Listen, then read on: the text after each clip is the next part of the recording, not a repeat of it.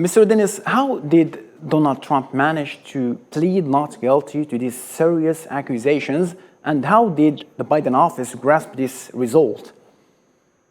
Well, I think he pled not guilty because he believes he is not guilty, and he has a good argument.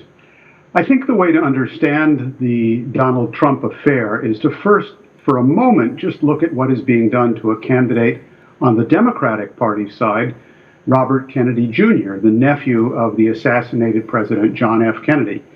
Bobby Kennedy Jr. is being blacked out or attacked or slandered by the media because he is totally opposed to the war of NATO against Russia in Ukrainian territory and thinks we have to get back to the peace approach of John Kennedy.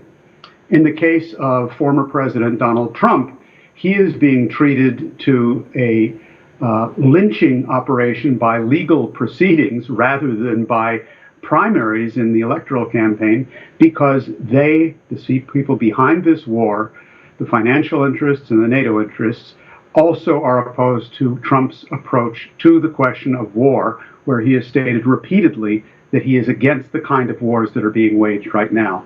That, I think, is the crucial background to understand what is otherwise being presented as simply a legal case.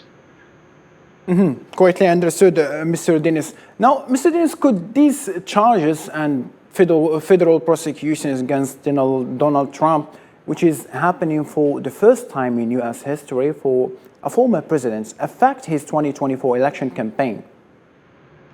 Yes, it could either way. They could, in fact, proceed with this and create an impossible situation, or what is also quite possible is that the entire procedure will backfire.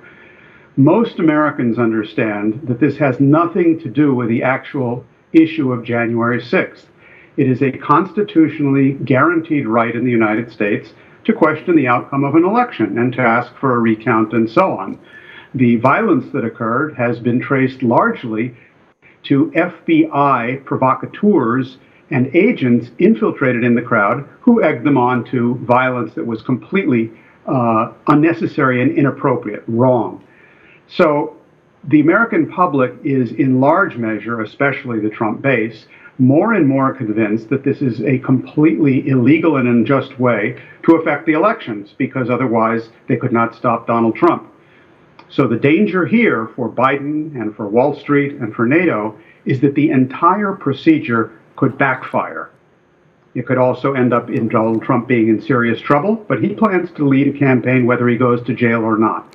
And I think the underlying point here is that the population in the United States, and I live just outside Washington, is more and more enraged by the policies of war and the policies of economic destruction which are going on in the West at this time.